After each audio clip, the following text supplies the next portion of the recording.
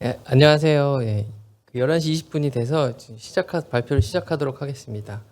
먼저 비가 오는 와중에 쉽지 않으셨을 텐데 아침부터 참석해 주셔서 감사합니다. 이번 시간에는 여러 플랫폼에 손쉽게 적용할 수 있는 실용적인 유니티 6 기능에 대해 공유해 드리겠습니다. 저는 유니티 코리아 서포트 팀에서 근무하고 있는 김민수라고 합니다. 감사합니다. 오늘의 아젠다를 공유해 드리겠습니다. 파이프라인 스테이트 오브젝트, 그리고 애니메이션 컴포넌트 성능 향상, HTTP 지원, 그리고 타일 온리 모드, 안드로이드 씬 LTO입니다. 발표 순서는 추가된 버전에 따라 정했습니다. 발표에 앞서 꼭 당부드릴 내용이 있습니다. 오늘 소개해드릴 내용은 프로젝트 구성과 구동 환경에 따라 결과가 달라질 수 있는 점 양해 바랍니다. 그래도 오늘 소개해드릴 기능들을 활용해 제작하신 제품이 최종 사용자의 기기에서 좀 더 원활하게 구동될 수 있기를 바랍니다. 그리고 중간중간 구현된 내용에 대해 로우 레벨에서의 동작에 대해 설명을 드리는 부분이 있는데 간단하게 저런 게 있구나 정도만 아시면 충분할 것 같습니다. 저도 정확히 이해하고 있지는 않습니다.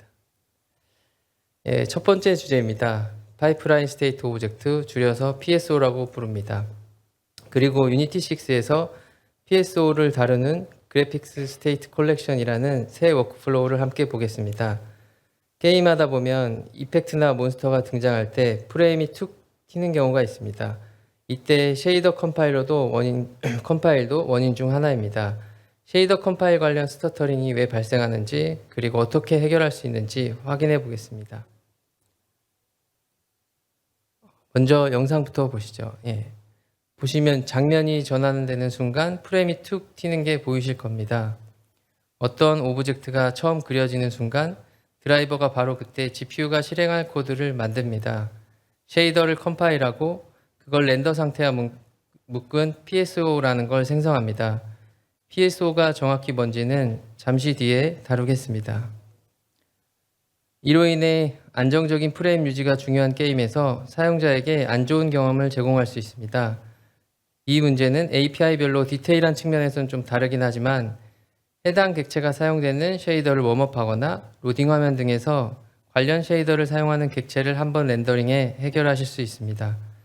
그럼 유니티 6 이전에는 이걸 어떻게 해야 하는지부터 보겠습니다.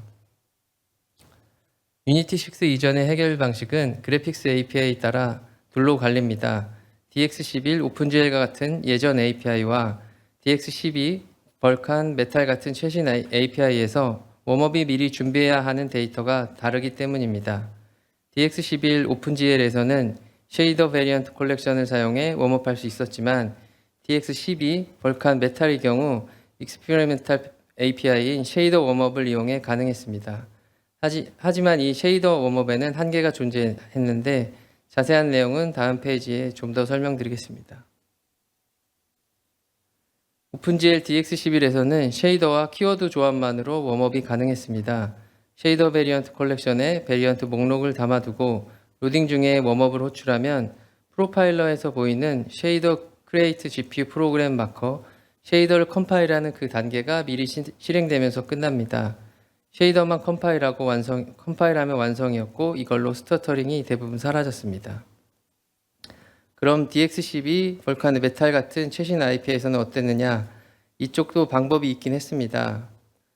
방법이 있긴 했지만 좀 번거로웠습니다. 쉐이더 웜업이라는 클래스에 웜업 쉐이더라는 API가 있었고 여기 인자로 쉐이더 웜업 셋업에 버텍스 애트리뷰트 디스크립터 배열, 즉 버텍스 레이아웃을 담아서 웜업할 수 있었습니다.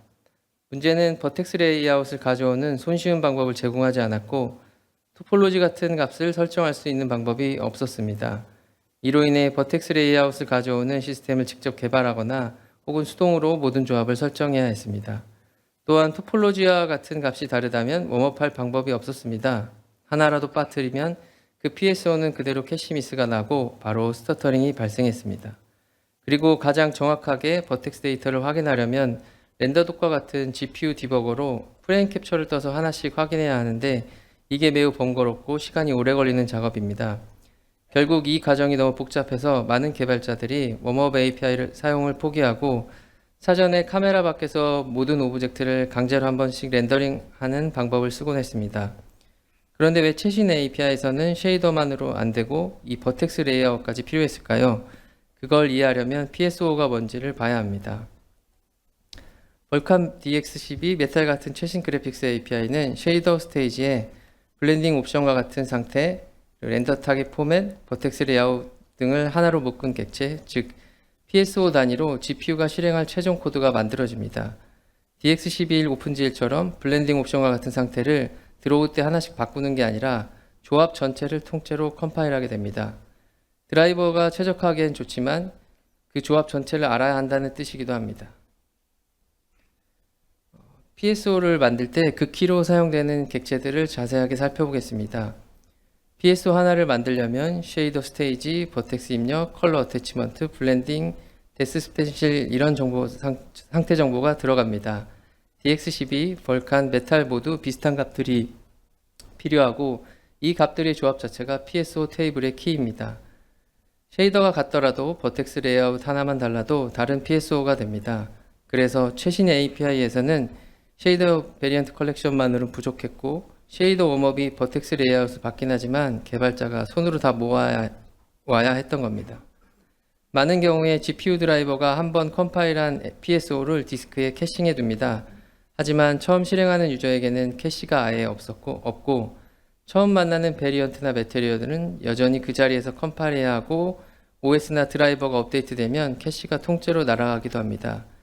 그래서 드라이버에 맡기지 말고 씬에 필요한 PSO를 미리 추적해서 첫 들어오기 전에 컴파일하는 방법이 첫 실행부터 스터터링을 없애는 방법입니다. 이런 번거로운 과정을 손쉽게 해결할 수 있도록 그래픽스 스테이트 컬렉션이 추가됐습니다. 지금 화면은 그래픽스 스테이트 컬렉션을 텍스트 편집기로 연 모습입니다. 그래픽스 스테이트 컬렉션에는 오른쪽처럼 그래픽스 스테이트 인포셋에 버텍스 레이아웃, 렌더 패스, 렌더 스테이트, 토폴로지 등의 정보가 저장됩니다.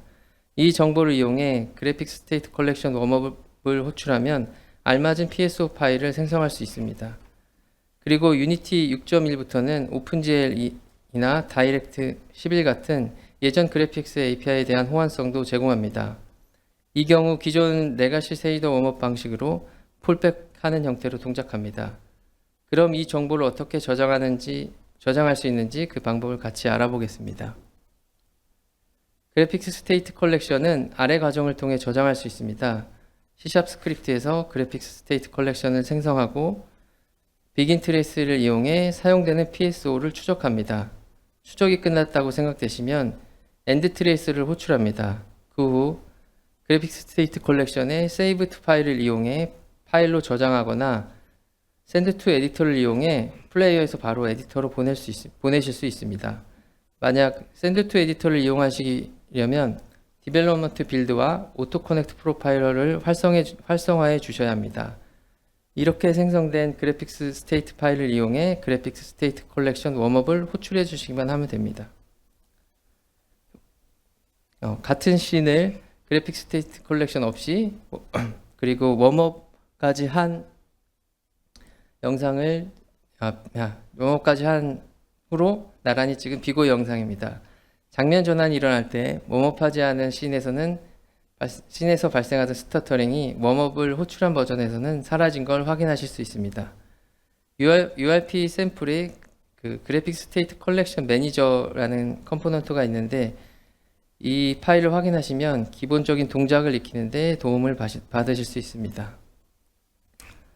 6.1 이후에도 관련된 몇몇 부분에서 기능이 추가됐습니다. 여러분께 공유가 필요하다고 생각되는 몇몇 항목에 대해서만 공유해 드리겠습니다. 먼저 6.4에 그래픽 스테이트 컬렉션이 웹 GPU를 지원하게 됐습니다. 그리고 6.5 이전까지 VFX 그래프에서 생성된 컴퓨트 쉐이더들은 웜업이 불가능했습니다. 그래서 로딩 화면 등에서 미리 한번 VFX 에셋을 렌더링하는 방법으로 웜업을 했었는데 6.5에 비주얼 이펙트 에셋을 이용해 바로 웜업이 가능한 기능이 추가됐습니다. 비주얼 이펙트 에셋 프리웜 컴퓨트 쉐이더스 API입니다. PSO와 관련된 내용은 여기서 마무리하고 다음 주제로 넘어가겠습니다. 두 번째 주제는 애니메이션입니다. 레거시 애니메이션 컴포넌트와 관련된 내용입니다. 현재도 2D 게임 그리고 UI, 단순한 리깅 등에 사용하고 계신 것으로 알고 있습니다. 그리고 이번에 6.3으로 올리면 이 구형 컴포넌트가 따로 설정할 것 없이 빨라집니다.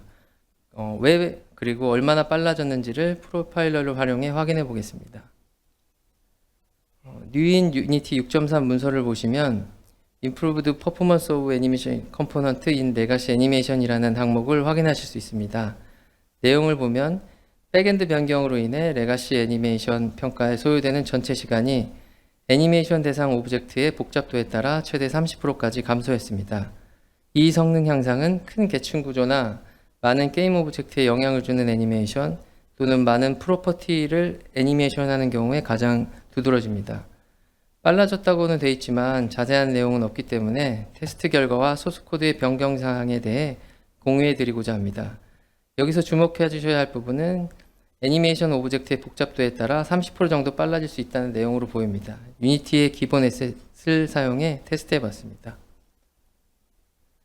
먼저 측정 환경입니다. 데스크탑은 이 사양으로 아마추어 956개, 모바일은 아이폰 17 프로에서 아마추어 113개를 돌렸습니다. 싱가 테스트 방식은 2022.3.76과 6000.7에서 완전히 동일합니다. 각 클립은 샘플 인터널에서 샘플링 되고 그 안에서 커브를 평가해 블렌딩하는 게 실제로 애니메이션을 계산하는 작업입니다. 먼저 윈도우즈에서 측정한 값을 비교해 보겠습니다. 총 195프레임을 측정했고 6.7에서 약 11.4% 빨라진 걸 확인하실 수 있습니다. 캐릭터가 956개일 때 1프레임에 0.5ms 정도의 차이입니다. 잘 안 보이실 수도 있는데 2022.3.76에서는 코어 베이스 해시셋 관련 처리에 173ms 정도 소요되지만 6.7에서는 존재하지 않는 걸 확인하실 수 있습니다. 다음으로 아이폰 17 프로에서 측정한 값을 비교해 보겠습니다. 1초 동안 총 30프레임을 측정했고 6.7에서 약 25% 빨라진 걸 확인하실 수 있습니다. 캐릭터 113개일 때 1프레임에 1ms 미만의 차이만 존재하지만 다른 설정 없이 엔진 버전만 올리면 되기 때문에 기분 좋은 상황으로 보여집니다.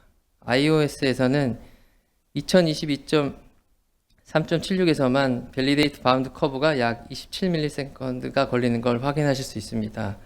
이 함수 내부에서 코어 베이스 해시셋 관련 처리가 포함되어 있기 때문에 윈도우즈에서 프로파일링 한 데이터와 같은 내용이라고 보시면 됩니다.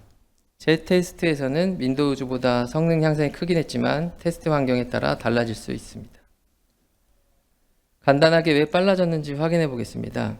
윈도우즈에서 슈퍼루미널에서 캡처한 데이터를 보면 밸리데이트 바운드 커브가 샘플 인터널 처리 시간의 약 22.5%를 차지하고 있습니다. 검증은 꼭 밸리데이트 바운드 커브는 꼭 필요한 작업이지만 애니메이션 바운딩 등의 정보가 바인딩 등의 정보가 변경되지 않았다면 매 프레임 검증할 필요가 없습니다. 그래서 매 프레임 검증하는 대신 필요할 때만 검증하는 방식으로 바뀌었고 이는 프로파일러 상에서 컬렉트 타겟 오브젝트 마커로 나타납니다. 만약 레거시 애니메이션을 사용하고 계신 팀이 있다면 엔진 업데이트 후 확인해 보시는 걸 추천드립니다. 그럼 다음 주제로 넘어가겠습니다. 이번 주제는 네트워크 쪽입니다. 6.3부터 HTTP2를 지원하게 됐습니다. HTTP2 지원으로 어드레서블스의 원격 다운로드 기능을 이용하는 경우나 동시에 여러 HTTP 리퀘스트를 보내는 경우에 혜택을 받으실 수 있습니다. 특히 많은 에셋 번들을 다운로드 받는 경우에 효과적일 수 있습니다. 앞으로 HTTP 1.1과 HTTP 2의 차이점을 비교해보고 제한된 환경이긴 하지만 로컬 네트워크 상에서 70에서 90KB 사이의 에셋 번들 1000개를 다운로드 했을 때의 성능을 비교해 보겠습니다. HTTP2는 메서드, 상태 코드, 헤더 같은 우리가 아는 HTTP의 상위 개념은 그대로 두고 데이터를 어떻게 프레이밍하고 전송하느냐 등이 변경됐습니다. 뭐가 빨라졌느냐를 보면 다른 변경 사항도 있지만 여기서는 두 가지만 간략하게 설명드리겠습니다. 첫째가 멀티플렉싱이고요.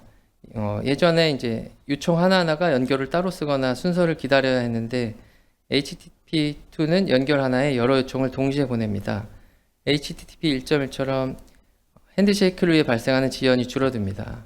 이로 인해 특히 에셋 다운로드에서는 유의미한 성능 향상을 경험하실 수 있습니다. 그리고 두 번째로 헤더 압축. 매 요청마다 반복되는 헤더를 압축해서 오버헤드를 줄입니다. 그 이외에도 여러 가지 개선점이 포함되어 있습니다. 그럼 테스트 결과를 공유해 드리겠습니다. 테스트 구성부터 말씀드리겠습니다. 앞서 말씀드렸듯이 70에서 90KB 사이의 더미 에셋 번들 1000개를 어드레서블스의 리모트 다운로드로 받는 테스트입니다. 서버는 로컬 네트워크의 엔진엑스 HTTPS 서버를 구성했습니다. HTTP2는 TLS의 ALPN이라는 메커니즘으로 협상되기 때문에 HTTPS가 필수입니다. 측정은 갤럭시 Z 폴드 5에서 진행했고 서버와 같은 와이파이에 연결해 네트워크 변수를 줄였습니다. 같은 조건으로 3회씩 측정해 평균을 냈습니다. 이 구성으로 HTTP2와 HTTP 1.1을 비교했고 참고로 6.3에서도 HTTP 포스트 버전을 변경해 HTTP 1.1을 사용하도록 할 수 있습니다. 측정 결과입니다. 어드레스볼스의 맥스 콘커런트 웹 리퀘스트 즉 동시 요청 수에 따라 결과가 다르게 나타났습니다. 먼저 기본값인 3으로 측정하면 HTTP2가 약 46.5초, HTTP 1.1이 51.2초로 10% 정도밖에 차이가 나지 않았습니다. 동시 요청이 적으면 HTTP 1.1과 큰 차이가 없었습니다. 하지만 로컬 네트워크가 아닌 일반적인 서비스 환경에서는 좀 더 차이가 클 수 있다고 생각합니다. 그런데 이 값을 64로 올리니 HTTP2는 약 4초, HTTP 1.1은 약 17초로 HTTP2가 약 4배 빠른 걸 확인하실 수 있습니다. HTTP 1.1은 동시 요청을 늘리려면 그만큼 연결을 새로 열고 협상을 반복해야 하지만 HTTP2는 연결 하나 안에서 멀티플렉싱으로 처리하기 때문으로 보입니다. 당연히 값을 키운다고 무조건 좋은 결과가 발생하는 것은 아닙니다. 서버 설정, 예를 들어 맥스 스트림 설정 등으로 인해 타임아웃이 발생할 수 있으니 서버 설정도 같이 확인해 주셔야 합니다. 그리고 보여드린 수치는 에셋 번들 개수나 크기 등에 따라서도 달라질 수 있는 점 양해 바랍니다. HTTP2에서 지원하는 gRPC도 6.5부터 사용 가능합니다. gRPC는 HTTP2 위에서 동작하는 고성능 RPC 프레임워크입니다. 이를 이용해 서버에 있는 함수를 마치 로컬 함수 부르듯 호출할 수 있습니다. 데이터는 프로토콜 버퍼스라는 바이너리 포맷으로 직렬화해서 주고받기 때문에 텍스트 기반인 제이슨보다 크기가 작고 처리도 빠릅니다. 유니티 HTTP 메시지 핸들러라는 클래스가 표준 gRPC 라이브러리를 유니티 네트워크 스택에 연결해주는 방식으로 구현되어 있습니다. 다만 모든 플랫폼에서 되는 건 아니고 데스크탑과 안드로이드, iOS는 지원되지만 웹GL은 브라우저 제약 때문에 gRPC 웹 프록시가 필요하고 그리고 일부 콘솔에서는 동작하지 않습니다. 정리하면 6.3의 HTTP2가 다운로드를 빠르게 했다면 6.5의 gRPC는 서버 통신 방식을 변경하실 수 있습니다. HTTP2 관련 내용은 여기까지입니다. 다음 주제로 넘어가 보겠습니다. 다음 주제는 유니티 6.5의 타일 온리 모드 그리고 그와 관련된 기능인 온 타일 포스트 프로세싱입니다. 6.3에서 XR 지원을 시작했고 6.5부터 모바일도 지원하기 시작했습니다.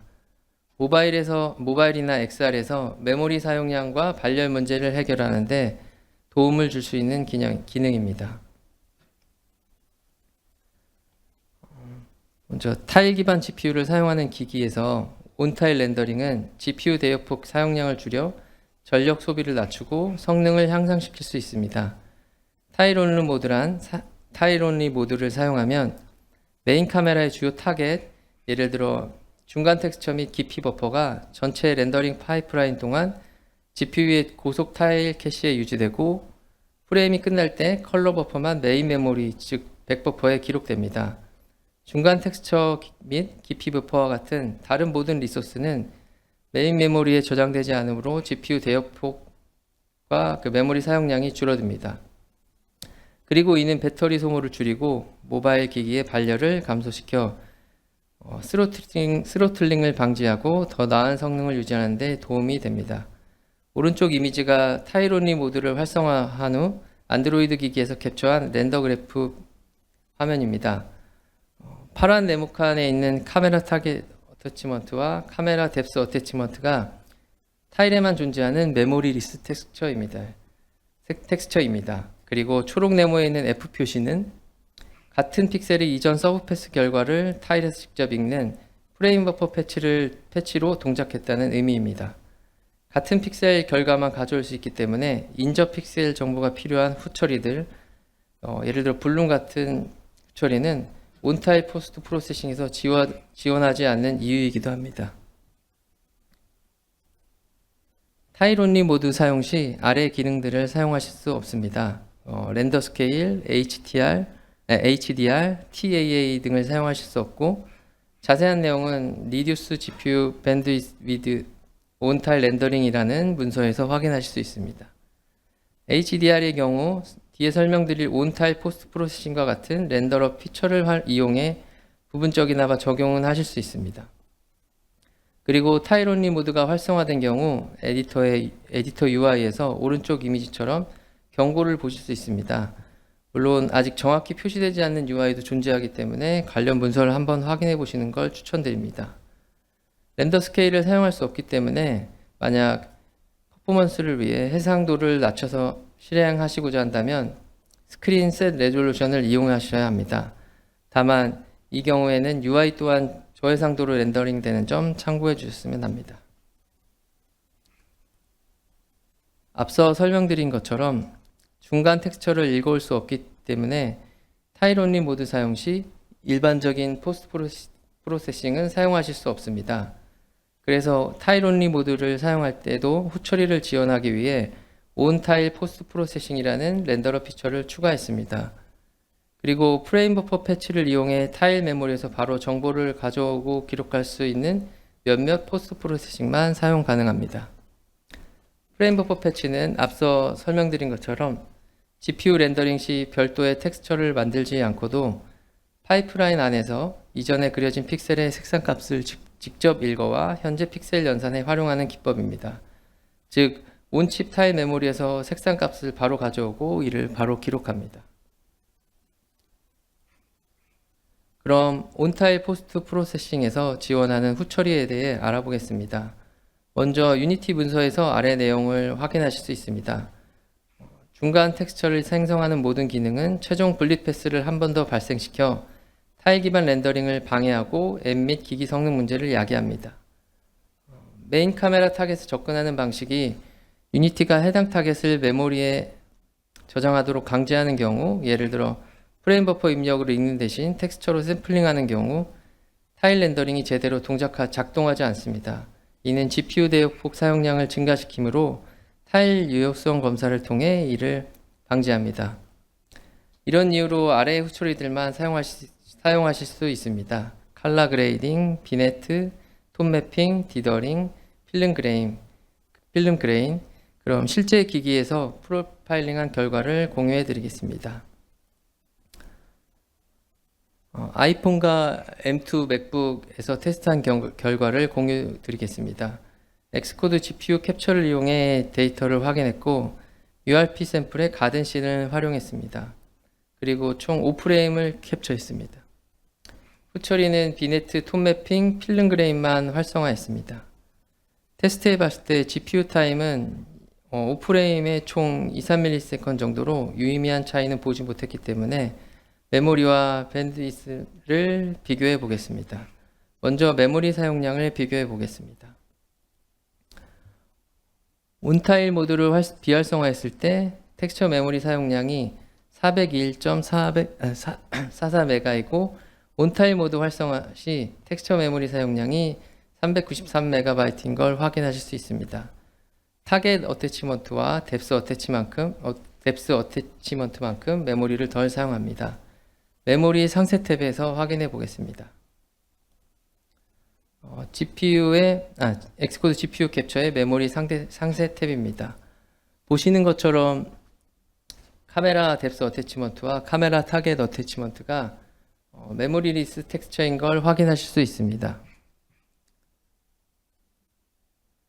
맥북 에어 M2도 M2에서 테스트한 결과도 공유해 드리겠습니다.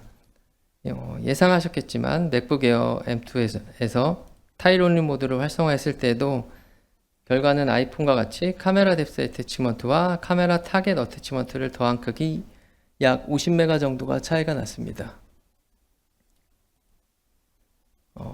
대역폭입니다. 엑스코드 GPU 캡처의 퍼포먼스 상세 탭에서 확인했습니다.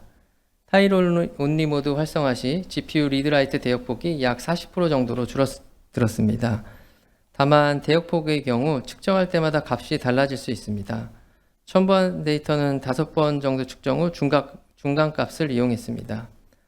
확인해 봤듯이 메모리 사용량을 줄이고 GPU 리드라이트 대역폭도 줄어들어 배터리 소모와 발열 측면에서 도움을 받으실 수 있습니다. 타일-온리 모드에 관해서는 여기까지 알아보겠습니다. 그럼 다음 주제로 넘어가겠습니다. 다음 주제는 안드로이드 틴 LTO입니다.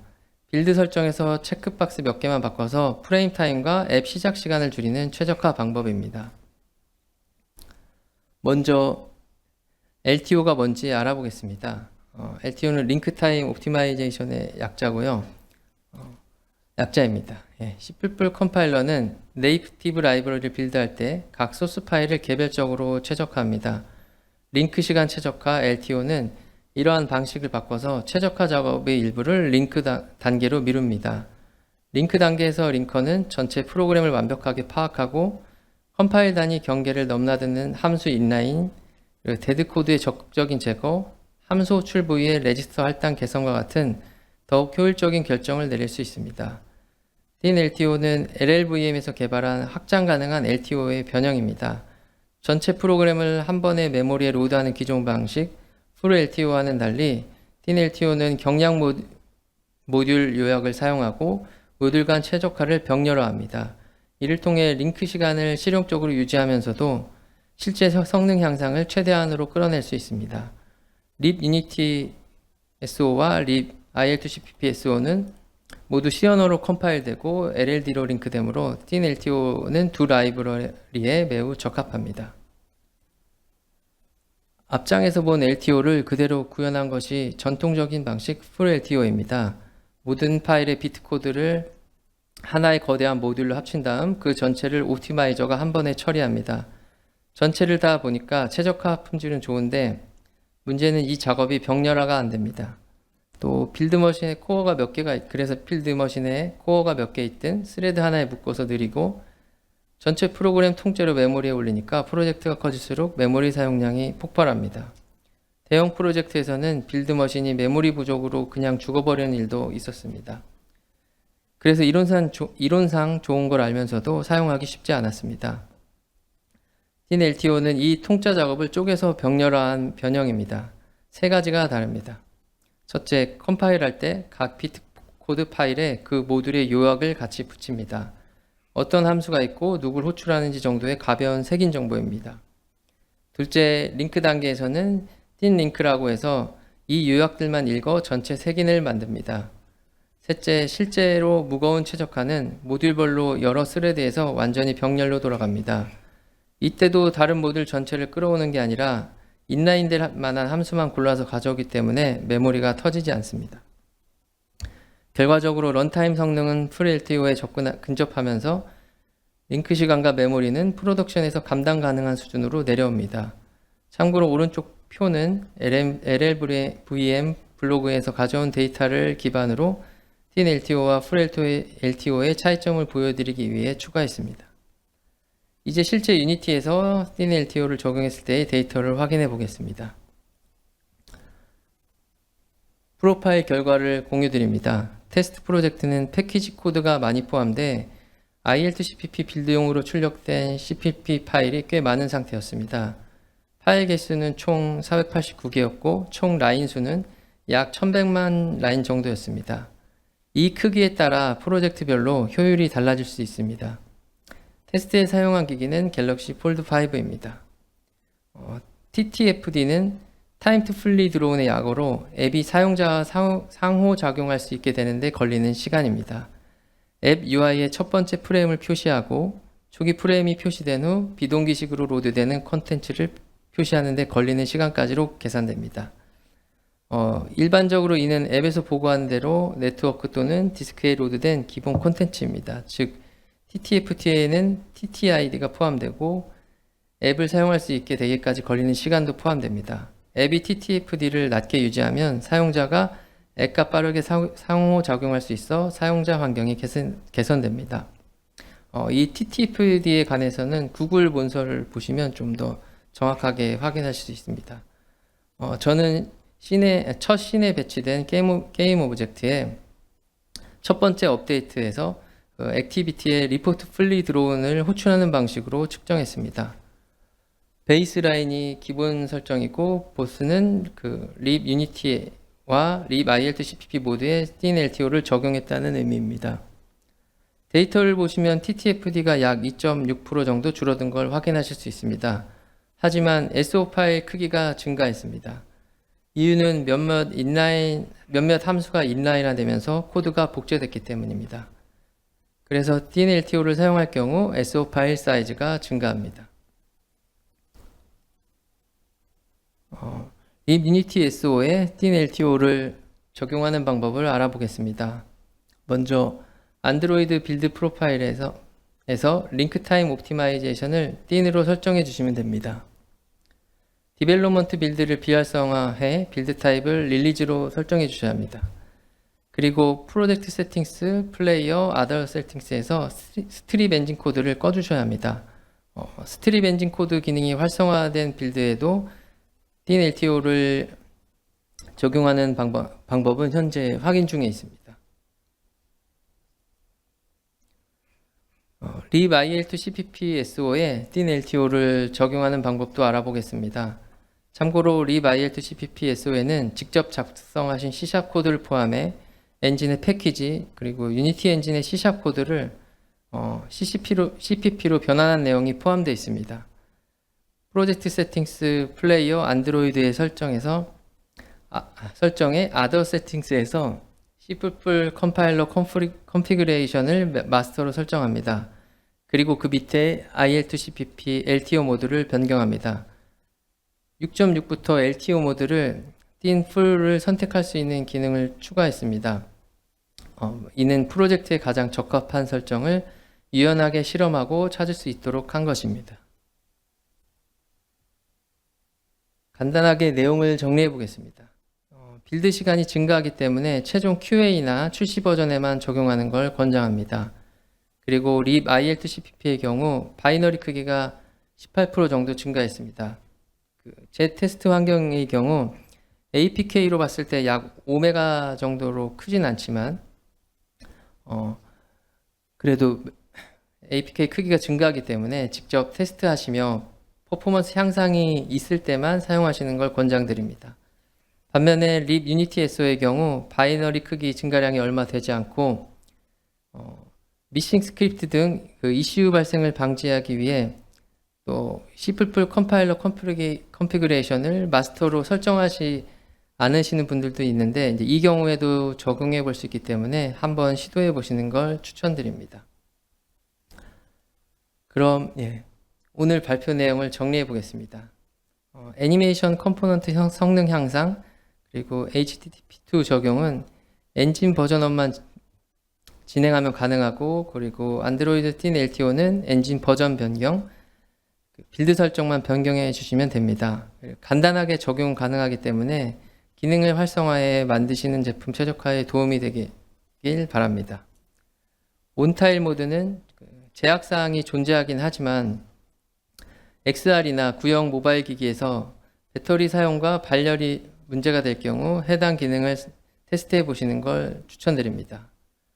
마지막으로 파이프라인 스테이트 오브젝트 관련 내용은 적용하기 위해 번거로운 과정을 거쳐야 하지만 사용자 경험 측면에서 가장 중요하다고 생각합니다. 그래서 웬만하면 파이프라인 스테이트 오브젝트를 한번 적용해 보시는 걸 추천드립니다. 발표가 좀 5분 정도 일찍 끝났는데요. 예, 오늘 발표는 여기서 마치도록 하겠습니다.